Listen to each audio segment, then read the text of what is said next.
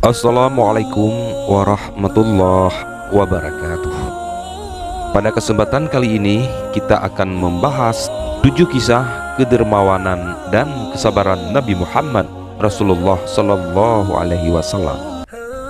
Namun sebelum lanjut, jangan lupa sukai video ini, komen, dan berlangganan, serta bagikan agar bermanfaat bagi semua. Terima kasih. Dan kami tidak mengutus kamu, melainkan kepada umat manusia seluruhnya, sebagai pembawa berita gembira dan sebagai pemberi peringatan. Tetapi kebanyakan manusia tiada mengetahui. Quran Surat Saba ayat 28. Dan tiadalah kami mengutus kamu, melainkan untuk menjadi rahmat bagi semesta alam. Quran Surat Al-Anbiya ayat 107. Muhammad itu bukanlah bapak dari seorang laki-laki yang ada di antara kamu, tetapi dia adalah Rasulullah dan penutup para nabi, dan adalah Allah Maha mengetahui segala sesuatu. Quran Surat Al-Ahzab ayat 40, halaman 33 dan 40. Nabi Muhammad Sallallahu Alaihi Wasallam adalah nabi akhir zaman, penutup para nabi yang diutus oleh Allah Subhanahu wa Ta'ala untuk mengajak dan membimbing manusia ke jalan yang diridhoi oleh Allah Subhanahu wa Ta'ala. Segala kebaikan dan kemuliaan telah dilimpahkan Allah Subhanahu wa Ta'ala ke dalam diri pribadi Rasulullah, sehingga akhlak beliau menjadi panutan manusia sampai akhir zaman. Berikut adalah kisah-kisah tentang kedermawanan dan kesabaran Nabi. Semoga dapat menjadi pelajaran bagi kita semua. Kisah yang pertama, Abu Hurairah radhiyallahu anhu bertutur, suatu hari kami duduk bersama Rasulullah Sallallahu Alaihi Wasallam di masjid. Apabila beliau berdiri, kami pun ikut berdiri. Suatu hari beliau berdiri, lalu kami pun berdiri. Ketika beliau sampai ke pertengahan masjid, tiba-tiba seorang laki-laki menarik mantel Rasulullah dengan keras. Padahal mantelnya itu terbuat dari bahan yang kasar.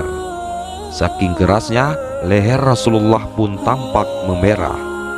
Laki-laki berkata, "Wahai Muhammad, isikan kedua untaku dengan apa saja, karena kau tidak pernah membawa harta, baik dengan hartamu sendiri maupun dari harta bapakmu." Rasulullah Shallallahu Alaihi Wasallam menjawab, "Tidak, dan aku memohon ampun kepada Allah, aku tidak akan memenuhi kedua untamu, sehingga kau terlebih dahulu melepaskan tarikanmu dari leherku." Laki-laki dusun itu berkata kembali, "Tidak, demi Allah, aku tidak akan melepaskannya sebelum kau memenuhi permintaanku." Rasulullah Shallallahu Alaihi Wasallam lalu mengulang perkataannya tadi 3 kali.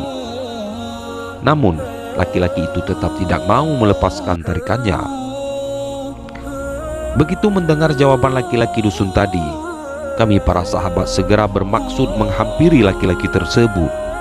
Namun Rasulullah segera berpaling kepada kami dan berkata, "Tolong semuanya, jangan mengubah posisi dan tempat laki-laki tersebut sampai aku memberi izin."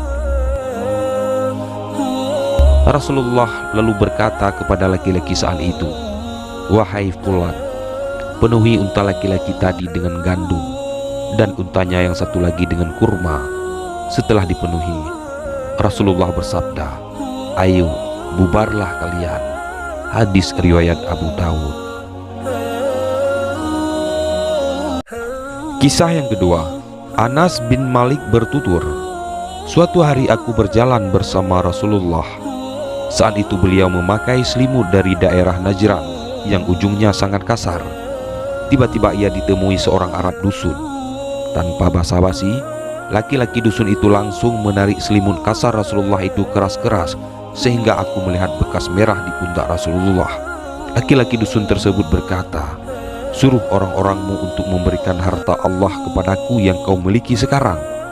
Rasulullah lalu berpaling kepada laki-laki tadi sambil tersenyum. Beliau bersabda, berilah laki-laki ini makanan apa saja. Hadis riwayat Bukhari. Kisah yang ketiga, Jubair bin Mut'im bertutur, ketika ia bersama Rasulullah, tiba-tiba orang-orang mencegat beliau dan meminta dengan setengah memaksa, sampai-sampai beliau disudutkan ke sebuah pohon berduri. Tiba-tiba salah seorang dari mereka mengambil mantelnya. Rasulullah berhenti sejenak dan berseru, berilah mantelku ini, itu untuk menutup auratku. Seandainya aku mempunyai mantel banyak lebih dari satu, tentu akan kubagikan pada kalian. Hadis riwayat Bukhari. Kisah yang keempat, Umar bin Khattab bercerita, suatu hari seorang laki-laki datang menemui Rasulullah untuk meminta-minta. Lalu beliau memberinya. Keesokan harinya, laki-laki itu datang lagi. Rasulullah juga memberinya. Keesokan harinya, datang lagi dan kembali meminta. Rasulullah pun memberinya. Keesokan harinya, ia datang kembali untuk meminta-minta.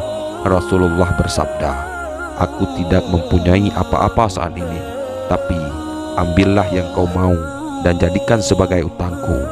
Kalau aku mempunyai sesuatu kelak, aku yang akan membayarnya. Umar lalu berkata, wahai Rasulullah, janganlah memberi di luar batas kemampuanmu. Rasulullah tidak menyukai perkataan Umar tadi. Tiba-tiba datang seorang laki-laki dari Ansar sambil berkata, ya Rasulullah, jangan takut, terus saja berinfak, jangan khawatir dengan kemiskinan.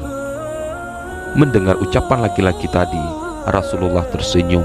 Lalu beliau berkata kepada Umar, ucapan itulah yang diperintahkan oleh Allah kepadaku. Hadis riwayat Turmuzi. Kisah yang kelima, Ummu Salamah, istri Rasulullah SAW. Dia bercerita, suatu hari Rasulullah masuk ke rumahku dengan muka pucat. Aku khawatir beliau sedang sakit. Mengapa wajahmu pucat begini? Tanyaku. Rasulullah menjawab, aku pucat begini bukan karena sakit, melainkan karena aku ingat uang 7 dinar yang kita dapat kemarin sampai sore ini masih berada di bawah kasur dan kita belum menginfakkannya. Hadis riwayat Al-Haistami dan hadisnya sahih. Kisah keenam, Aisyah berkata, suatu hari ketika sakit, Rasulullah SAW menyuruhku bersedekah dengan uang 7 dinar yang disimpannya di rumah. Setelah menyuruhku bersedekah, beliau lalu pingsan. Ketika sudah siuman, Rasulullah bertanya kembali, uang itu sudah kau sedekahkan? Belum, karena aku kemarin sangat sibuk, jawabku. Rasulullah bersabda, mengapa bisa begitu? Ambil uang itu. Begitu uang itu sudah di hadapannya, Rasulullah lalu bersabda, bagaimana menurutmu seandainya aku tiba-tiba meninggal, sementara aku mempunyai uang yang belum kusedekahkan? Uang ini tidak akan menyelamatkan Muhammad seandainya ia meninggal sekarang, sementara ia mempunyai uang yang belum disedekahkan. Hadis riwayat Ahmad. Kisah ketujuh, Sahil bin Sa'ad bertutur, suatu hari datang seorang perempuan menghadiahkan kepada Nabi SAW sepotong syamlah yang ujungnya ditenun. Syamlah itu adalah baju lapang yang menutup seluruh badan. Perempuan itu berkata, ya Rasulullah, akulah yang menenun syamlah ini dan aku hendak menghadiahkan kepada engkau. Rasulullah pun sangat menyukai tersebut. Tanpa banyak kalam, beliau langsung mengambil dan memakainya dengan sangat gembira dan berterima kasih kepada wanita itu. Rasulullah betul-betul sangat membutuhkan dan menyukai syamlah tersebut. Tidak lama setelah wanita itu pergi, tiba-tiba datang seorang laki-laki meminta syamlah tersebut. Rasulullah pun memberikannya. Para sahabat yang lain lalu mengecam laki-laki tersebut. Mereka berkata, hai fulan, Rasulullah sangat menyukai syamlah tersebut, mengapa kau memintanya? Kau kan tahu Rasulullah tidak pernah tidak memberi kalau diminta. Laki-laki itu menjawab, "Aku memintanya bukan untuk dipakai sebagai baju, melainkan untuk kain kafanku nanti kalau aku meninggal." Tidak lama kemudian, laki-laki itu meninggal dan syamlah tersebut menjadi kain kafannya. Hadis riwayat Bukhari.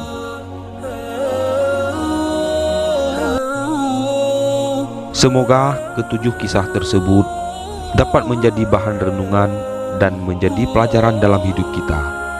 Akhlak Nabi adalah sebaik-baik akhlak manusia dan akan menjadi contoh kepada sekalian manusia, mulai dari dahulu sampai akhir zaman kelak.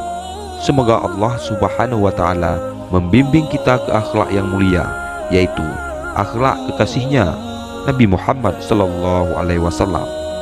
Semoga selawat dan salam senantiasa tercurah kepada Nabi Muhammad dan keluarganya. Wallahu a'lam bishawab. Wassalamualaikum warahmatullahi wabarakatuh.